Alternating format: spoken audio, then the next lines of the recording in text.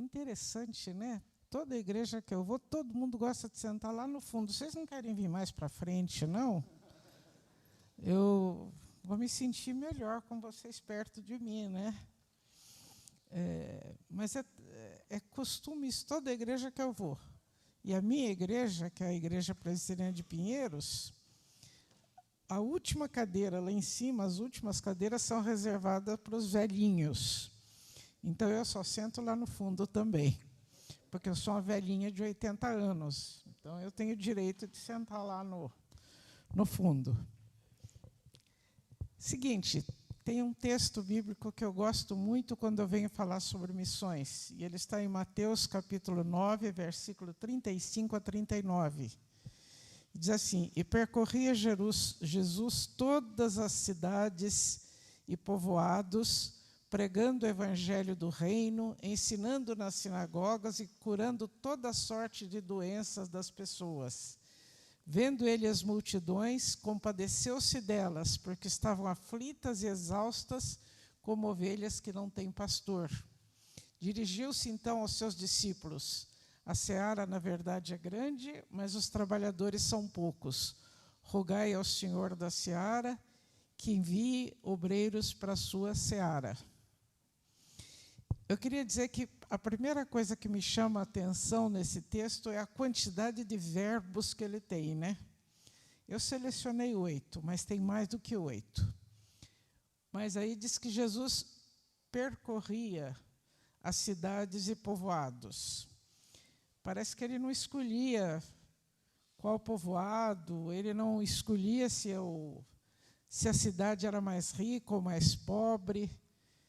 Eu me lembro de um pastor que ele foi convidado para vir pregar na igreja que eu frequentava. E ele é um pastor famoso, e ele disse que ele só pregava em igrejas que tivesse mais de 500 membros, e outra coisa, que ficasse perto do aeroporto. Diminuía bem a possibilidade dele vir, né? Então, vi também o pastor dizer: eu só prego para auditório de 1000 pessoas, menos que isso não vale a pena. Esse não era o que Jesus fazia. Ele não estava nem aí se a cidade era grande ou pequena. Aqui diz que ele percorria cidades e povoados. Então, nós temos o primeiro verbo. Jesus percorria todos os lugares, ele não escolhia. Mas aí diz que ele ensinava e pregava. Ensinar é diferente de pregar, porque quando você prega, você fala para todos. Quem compreendeu, compreendeu. Quem não compreendeu, que pena. Então, isso é a pregação que você prega para as pessoas. Ensinar, não. Ensinar é diferente. Você reúne poucas pessoas, você ensina, depois você confere se eles aprenderam. Não aprendeu? Ensina de novo. Não aprendeu? Ensina de novo. Jesus era tão especialista nisso que até depois da ressurreição, ele chegou lá no caminho de Emaús, os 2 discípulos estavam lá se queixando, etc. Ele falou: puxa, eu passei 3 anos ensinando, vocês não ensinaram? Ficou para a segunda época? Vamos sentar que eu vou explicar de novo. E começou tudo de novo, começando pelos profetas, etc. Quer dizer, Jesus era um mestre por excelência, especialista em ensinar. Mas diz também que ele curava toda sorte de doenças das pessoas. E ele curava também. Mas aí teve mais um verbo aí que me chama a atenção. Ele viu as multidões. Diz que ele, olhando as multidões, ele se compadeceu delas. Eu estava num congresso de missões há pouco tempo, e o pastor Ronaldo Lidório disse assim: não existe missão sem compaixão. Não tem como. E agora, no último congresso que eu fui, eu tive uma experiência muito ruim com um pastor de idade. Ele falou que vinha de uma região lá, perto de Bauru, por ali. Aí eu falei para ele, nós estivemos lá no carnaval, atendendo as 4 aldeias indígenas que estão lá perto de Bauru. Ele falou, aqueles índios são todos vagabundos. Aquilo me chocou, porque eu tinha estado lá e aqueles índios de vagabundos não têm nada. Eles têm umas plantações de mandioca brava que eles fornecem toda a mandioca que precisa para a fábrica de farinha de mandioca Deusa. Acho que vocês conhecem, né? Aquela farinha flocada, temperada, que todo mundo gosta. São os índios lá da região de Havaí, perto de Bauru, que fornecem toda a mandioca brava para fazer essa... Então, de vagabundos, eles não têm nada. Mas aí eu perguntei para ele, quantas igrejas o senhor plantou lá nessas aldeias indígenas? Ele falou, nenhuma, eles são todos vagabundos. Realmente não existe missão sem compaixão, né? Mas Jesus compadeceu-se das pessoas. Ele, como o primeiro missionário, né? O missionário que veio da parte de Deus, ele se compadecia das pessoas, ele fazia uma missão real. E ele se compadeceu e ele fez um diagnóstico das pessoas também. Eles estão como ovelhas sem pastor. Eles estão aflitos e exaustos como ovelhas sem pastor. Vocês já viram ovelhas sem pastor?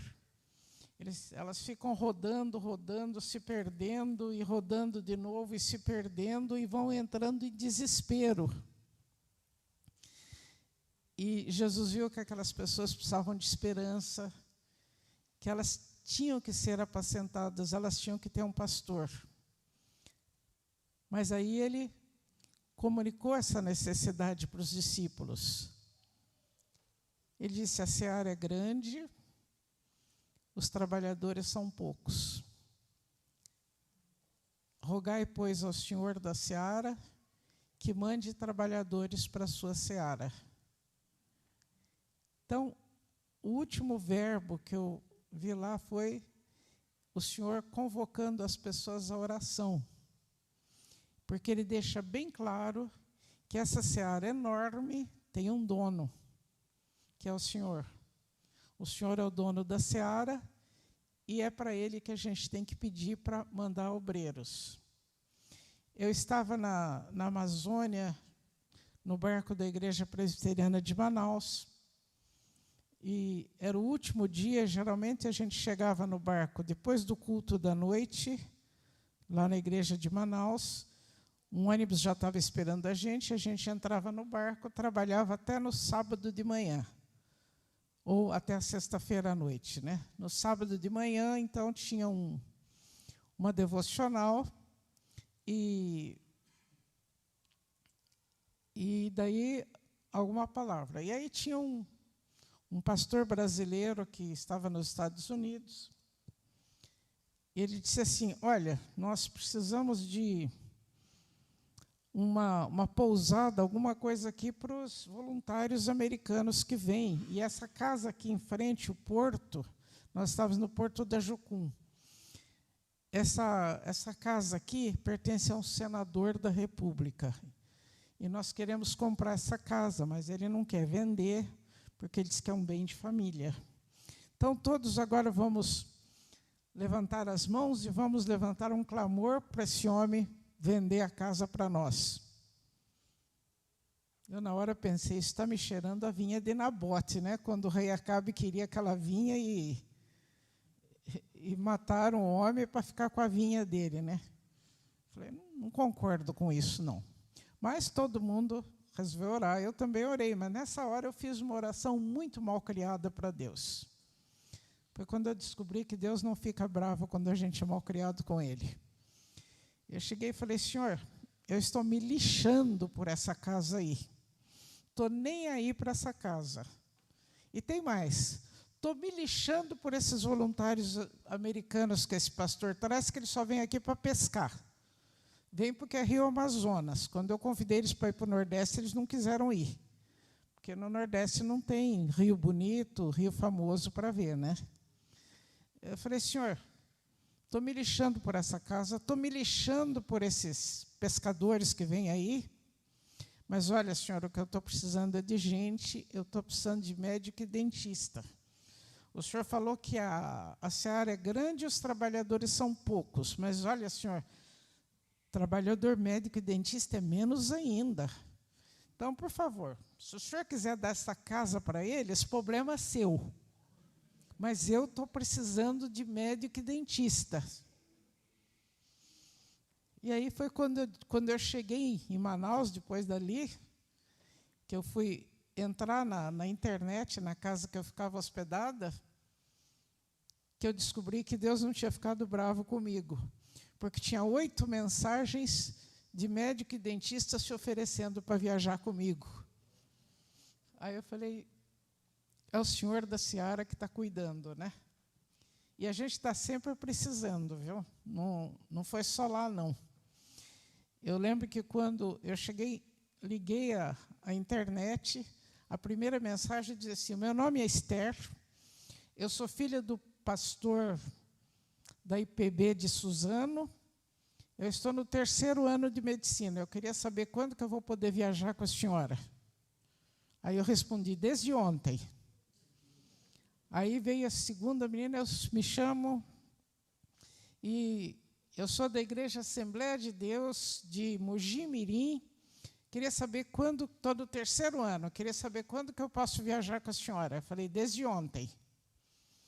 Aí um outro menino disse assim, olha, eu era adolescente, eu fui num acampamento que a senhora foi falar,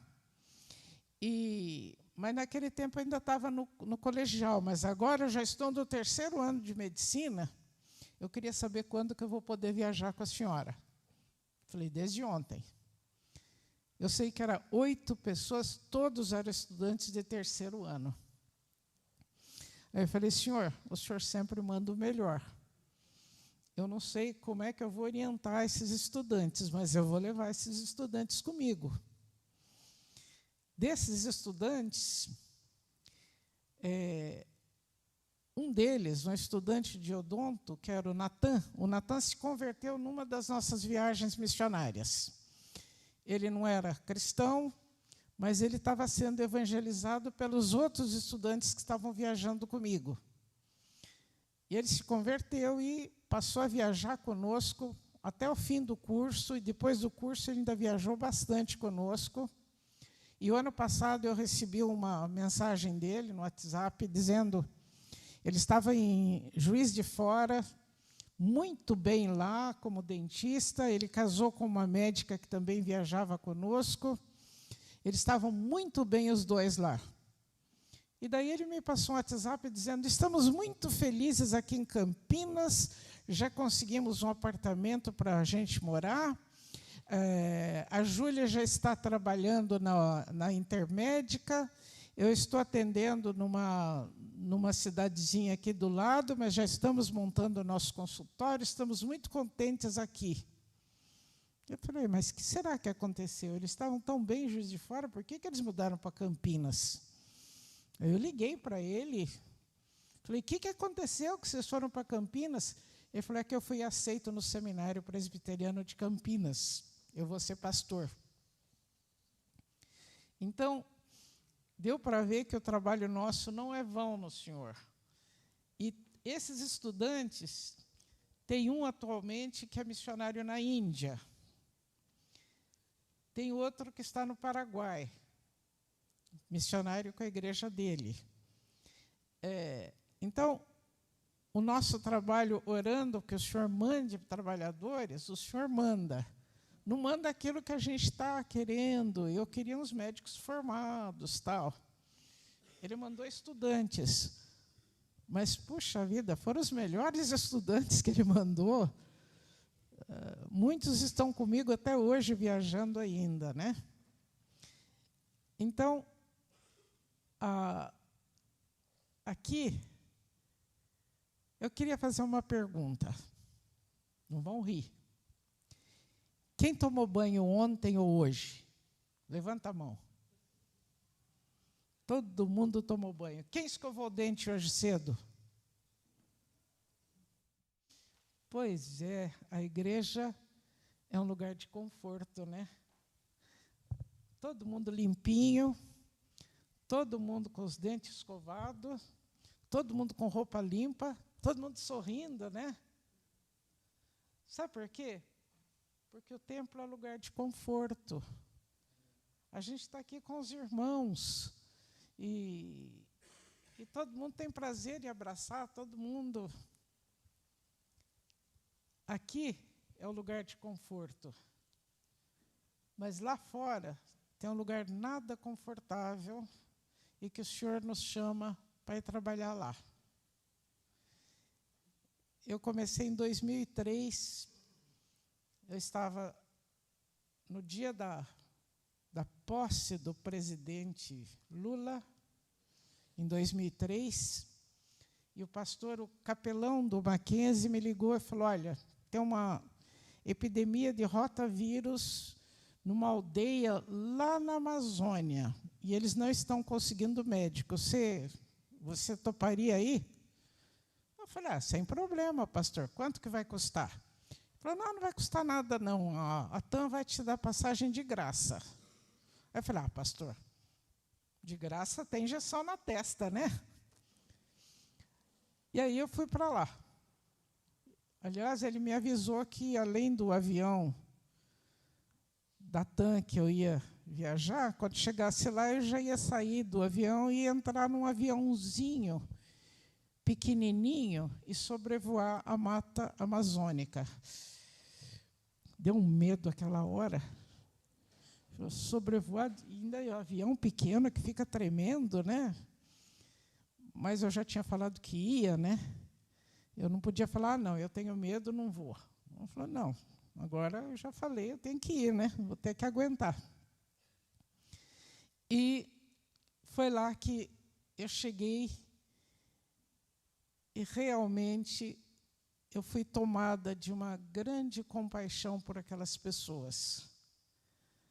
Um menininho que chegou para mim, com a mãe, para consulta, e ele passava a mão no meu braço e perguntava, você é médica?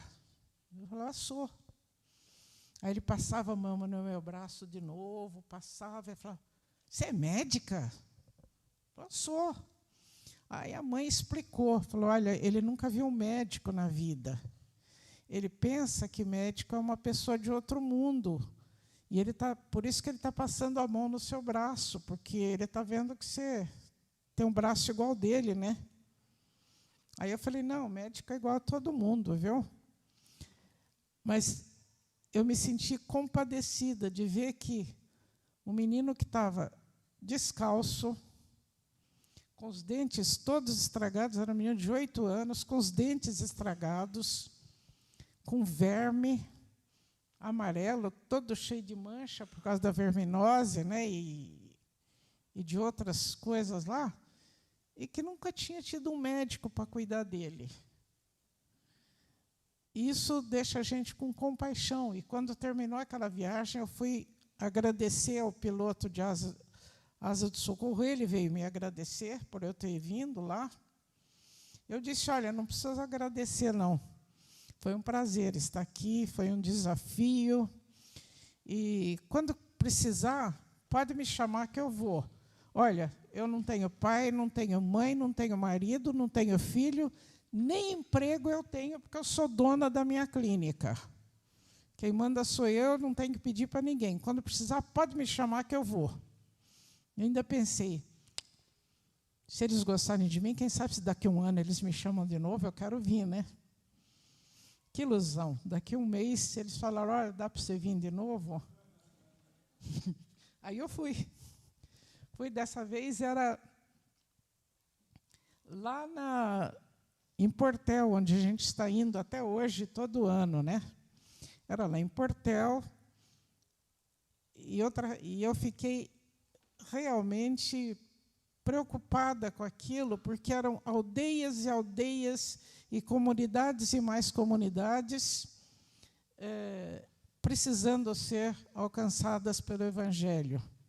E nós chegamos numa comunidade que o padre tinha avisado que não era para deixar crente entrar lá. Vocês não deixam crente entrar aqui. Só que a mãe do presidente da comunidade, do chefe, do cacique da comunidade, ela tinha ido visitar uns parentes numa outra comunidade, longe lá, e tinha se convertido. E era uma senhora desse tamanhozinho assim, gente. Acho que ela não tinha 1,30 m de altura. Ela era muito magrinha, muito pequenininha. E ela era filha do chefe da comunidade. E o chefe da comunidade tinha quase 2 metros de altura, era filho dela. E aí ele falou, olha, nós não podemos deixar vocês entrar, porque o padre falou para não deixar entrar crente aqui. Ela olhou para ele assim, levantou o dedinho para ele e falou assim, você vai deixar meus irmãos entrarem aqui sim, viu? Sou eu que estou mandando. Tu vai me obedecer? Ele, sim, mamãe, sim, mamãe. E aí nós entramos, porque aquela velhinha de 1,30 m de altura mostrou quem é que mandava naquela comunidade, né? E daí nós chegamos lá numa outra comunidade. Essa comunidade que a gente foi, nós temos uma igreja lá até hoje, viu? Não foi em vão, não, que a velhinha brigou por nós. Nós temos uma igreja lá. E aí nós chegamos numa outra, saímos de lá, chegamos numa outra comunidade que era do Raimundo Farinha. A comunidade antes se chamava Comunidade São Raimundo. E aí a missionária que estava lá evangelizando ficou um mês inteiro na casa do seu Raimundo Farinha, porque a mulher dele estava com, não era toxoplasmose, leishmaniose. Leishmaniose é aquela doença que pega de cachorro também, é um bicho aí que pega e que pode destruir a narina, ele pode chegar no fígado, é grave. E ela ficou lá um mês inteiro para aplicar injeção na mulher todo dia. Ela tinha que tomar 30 injeções lá do remédio. E, durante esse tempo, ela ficou falando do Evangelho, até que a Dona Maria aceitou prazerosamente. E aí o seu Raimundo Farinha falou assim, olha, a senhora me convenceu, eu vou ser crente sim, mas não agora. Porque, olha, eu tenho esses filhos todos aqui, eu tenho 6 filhos, e eles gostam de ir nos bailes na cidade, e eu não deixo eles ir sozinhos para eles não se meterem em briga. Eu vou junto para vigiar, para não deixar eles se meter em briga, para não acontecer nada. Mas quando eles crescerem, já tiver a família deles, que eu estiver livre disso, aí eu vou ser crente. Ela disse que pensou assim, teve vontade de perguntar para ele, e se o senhor morrer antes? Né? Mas ela não perguntou. Mas, naquele fim de semana, o missionário foi lá para buscá-la, o que era da missão lá, o pastor Antônio. Foi lá para buscá-la e, de noite, ele pregou. E, quando ele fez o apelo, todos os filhos do Raimundo Farinha foram lá na frente, inclusive as 2 pequenininhas de 9 anos. E daí o Raimundo Farinha não tinha mais desculpa, né? Porque os filhos, ele ainda chegou na frente e perguntou para o mais velho, para o Rafael, é isso mesmo que vocês querem? Ele falou, sim, papai, a gente quer ser crente. Ele falou, então não tenho mais desculpa, né? Aí ficou lá, né? Hoje, essa comunidade, quando ela voltou lá, 4 meses depois, a comunidade São Raimundo tinha mudado de nome, se chamava Comunidade Vida Nova. E eles tinham construído banheiros, mas lá em cima eles construíram um poço, porque o pessoal lá na Amazônia, eles usam o rio como banheiro e tomam a água daquele rio. Então, a quantidade de verminose que tem não é mole, né? sem contar a quantidade de hepatite também e outras doenças. E sempre que a missionária falava que eles precisavam ter um poço, que isso não era bom para a saúde, eles não ligavam. Só que quando eles se converteram, quando ela chegou lá, eles tinham feito poço, tinham feito banheiro para todo mundo e tinham construído um local de culto. E tinham mudado o nome da comunidade, e que dá um trabalho danado mudar o nome de comunidade lá, porque tem que pedir para a prefeitura, né? Que chamava Comunidade São Raimundo, virou Comunidade Vida Nova. E aí eu falei, poxa, mas antes eles não queriam fazer banheiro, nem poço aqui, depois que se converteram, fizeram. Ela falou, porque quando eles recebem a luz do mundo, eles começam a enxergar sujeira e não gostam. Ele falou, todas essas comunidades aqui, eles estão cegos, até para isso. Então, a gente precisa levar a luz do mundo para essas comunidades. A Jocum andou mapeando, só no Rio Amazonas tem 1.700 comunidades que nunca ouviram falar do Evangelho. Vocês calculam a infelicidade dessas pessoas? São pessoas sem esperança, como ovelhas que não têm pastor, aflitas, exaustas, como ovelhas que não têm pastor. E o padre vai nessas comunidades, esse presidente estava me contando, ele vai lá para buscar o dízimo. O dízimo lá é o seguinte, R$1 por criança e R$2 por adulto da comunidade. Aí eles têm que pagar, e daí ele realiza uma missa, um batizado, dá um casamento e vai embora. E eles estavam muito preocupados, porque o padre ia chegar dali uma semana e eles não tinham dinheiro para pagar o padre. Que bom, quando a gente vai lá e trabalha de graça, né? Não precisa de R$1, nem R$2, nem coisa nenhuma, porque é o Senhor da seara que nos manda. E o Senhor que nos manda, o Senhor nos sustenta, né? Bem, em 2003 eu fui 8 vezes para a Amazônia, porque todo mês eles me chamavam. Inclusive, estive lá, viu, pastor, em Manicoré também. Porque a terceira viagem foi no Rio Madeira. E a gente foi atender uma comunidade que até hoje eu não esqueço, chama-se Carapanãtuba. Carapanã é o nome do pernilongo para eles, e tuba é muito, lugar de muito pernilongo. E tinha razão, nós chegamos lá, aquelas nuvens de pernilongo. Você ia comer, você tinha que fazer assim no prato, porque todo lugar tinha pernilongo, né? Essa foi a minha terceira viagem. Em 2003 foram 8 viagens. Em 2004 foram 10 viagens para a Amazônia. E aí, em 2005, mais um tanto de viagem, e o consultório meu começou a cair, né? Eu tinha uma clínica boa, grande, mas começou a cair, porque o paciente precisava de mim, eu nunca estava. Eu estava lá no consultório, alguém ligava de Manaus, precisamos que você venha. Eu falava, estou indo. Falava para a secretária, suspende as consultas que eu estou indo para a Amazônia. Não tem paciente que aguente isso, né? Eles foram trocando de médico. Mas meus primos têm uma frase na garagem deles assim, se a pescaria estiver atrapalhando o andamento das minhas empresas, eu fecho as empresas. Falei, está na hora, vou para a pescaria. Fechei o consultório e, desde então, eu não tenho mais consultório, não trabalho em hospital, não tenho emprego.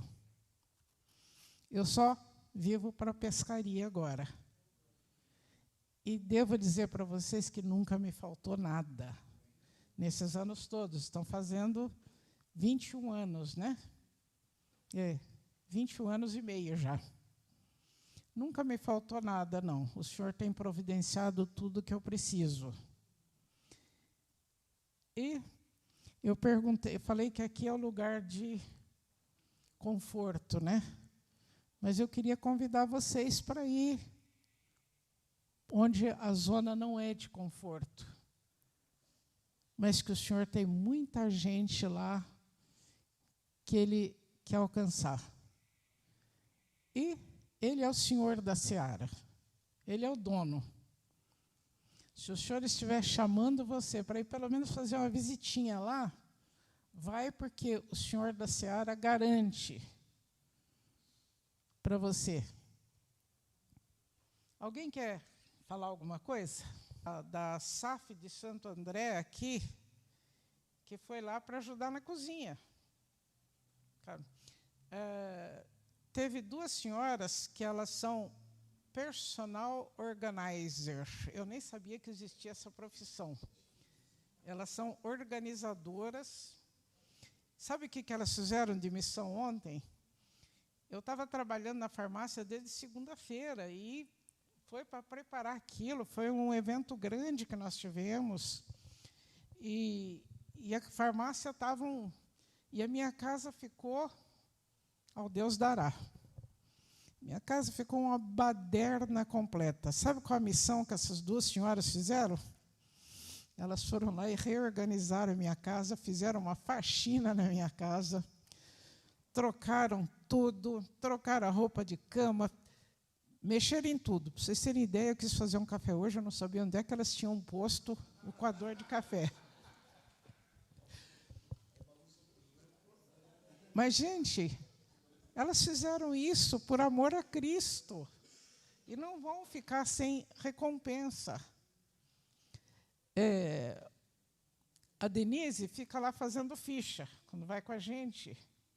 Ela agora é protética, né? Mas teve uma, agora em março, a primeira semana que estivemos lá no Piauí, a Denise não estava. E eu pedi para a missionária que estava lá para fazer um relatório, quantos pacientes a gente tinha atendido. Ela falou, eu não sei fazer isso, como é que eu vou fazer isso?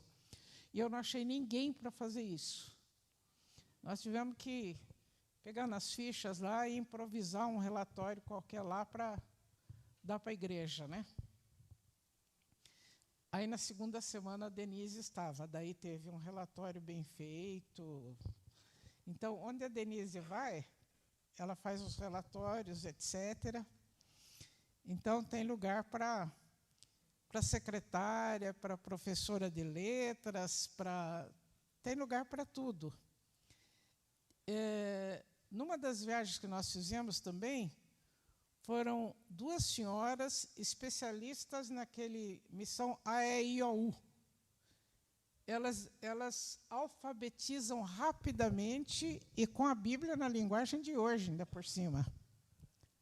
Quer dizer, nós temos lugar para professoras também. Vocês querem saber se tem lugar para cozinheira? Gente, é o que mais nós precisamos, às vezes, viu? Nós já fomos em lugar onde a pessoa que estava encarregada de cozinhar para nós, ela só sabia fazer pipoca.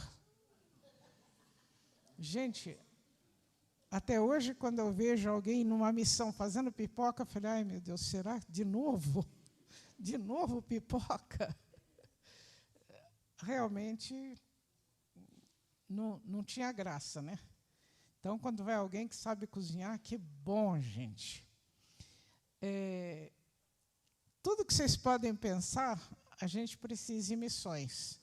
E não precisa ser na Amazônia, não precisa ser lá no Nordeste, onde eu estou indo agora, dia 14 de julho. A gente precisa por aqui. Fim de julho, agora nós temos o MIRI, Movimento Internacional de Jovens Indígenas, de 28 de julho a 2 de agosto, aqui perto, em Santa Isabel. Eu acho que nós vamos precisar de cozinheiras também, viu? Mas nós precisamos também de quem faça relatório. E o pastor coreano, que está organizando, que é da Missão Janela Verde, a Janela Verde, eles querem evangelizar todos aborígenes, todos os índios do mundo, que não tem só na América do Sul ou só nas Américas. Nós temos colônias de gente na África, na Indonésia, em toda a Ásia, e na Austrália, Nova Zelândia, na Oceania, tem tribos que não foram alcançadas ainda. E essa missão quer alcançar todas. E os índios terenas, eles têm uma placa assim na igreja muito grande, assim um painel enorme, dizendo assim: evangelizando todas as nações até que ele volte. Então, a gente precisa de gente para evangelizar também. A gente precisa de gente para... Às vezes, vocês não sabem o quanto que é duro você estar trabalhando o dia inteiro. E falou, gente, eu preciso arranjar um minuto para eu lavar uma roupa. A minha roupa está precisando ser lavada. E aí chega alguma irmã assim, quer que eu lave a sua roupa? Gente, que delícia isso! Então, Jesus falou que todo aquele que dê, ainda que seja um copo de água fria para um desses meus pequeninos em nome de discípulo, não vai ficar sem recompensa.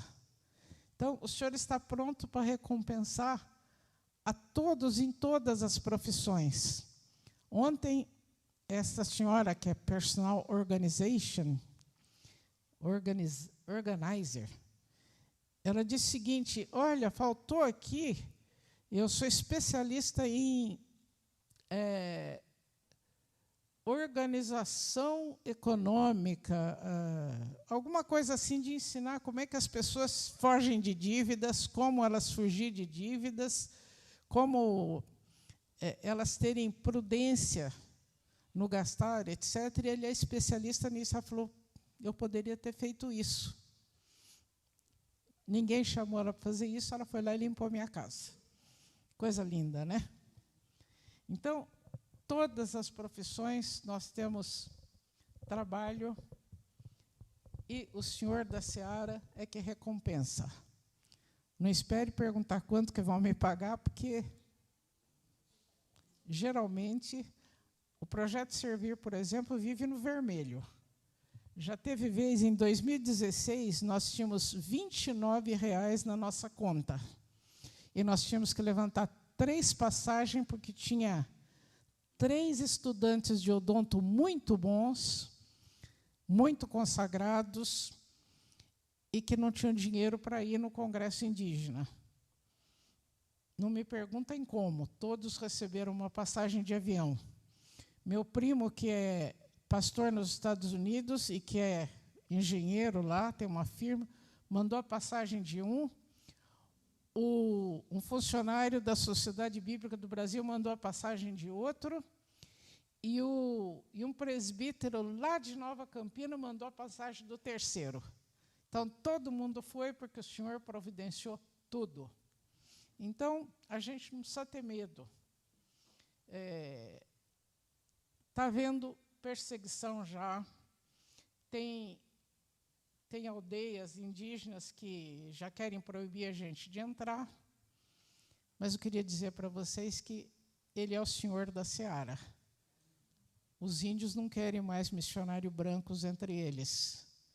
Eles querem, mande professores para nos ensinar, mas não manda evangelizadores não, porque essa é a missão nossa agora. Então, Ele é o Senhor da Seara. Alguém quer falar alguma coisa?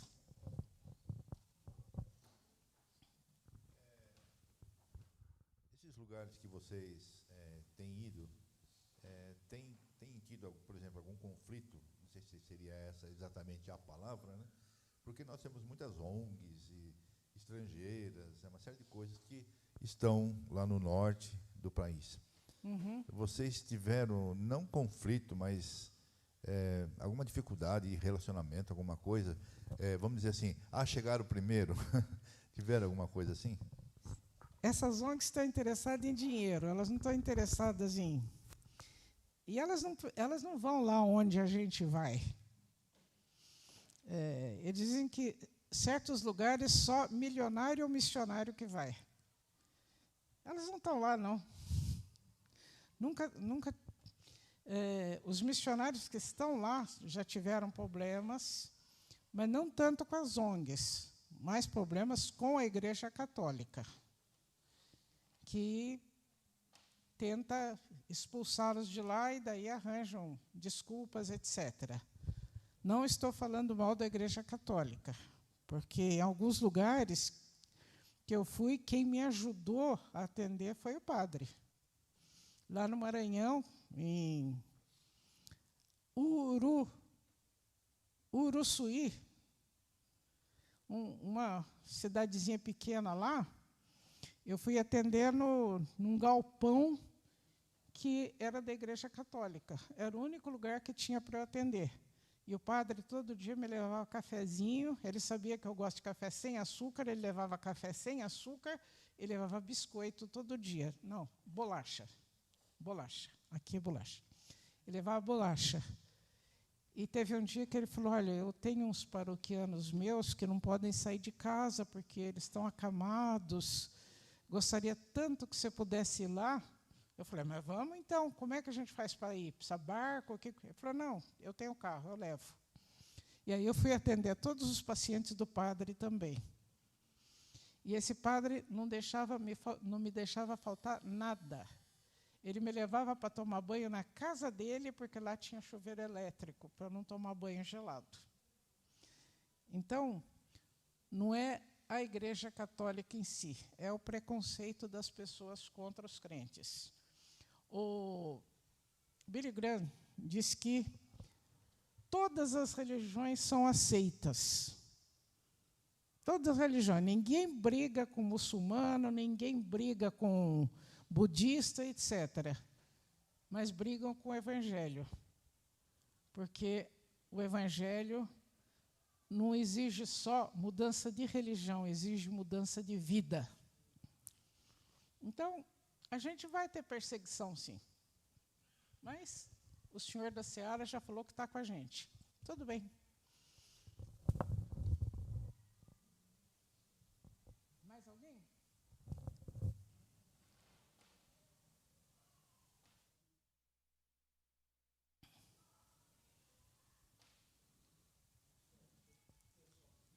Hã?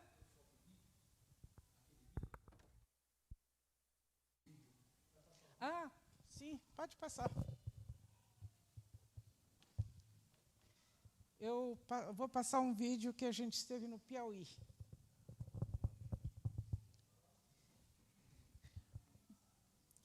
Mas eu passei também para ele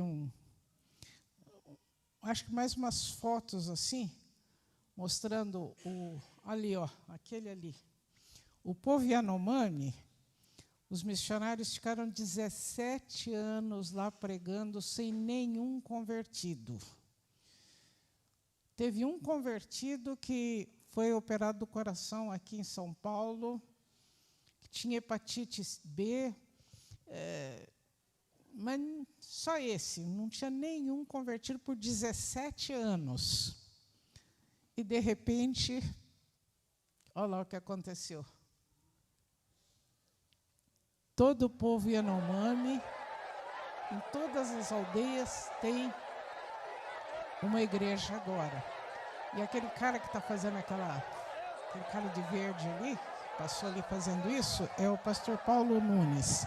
É o único índio judeu que eu conheço. Ele era um índio jogado lá nas ruas de Manaus, de um casal judeu sem filhos. Pegou ele para criar.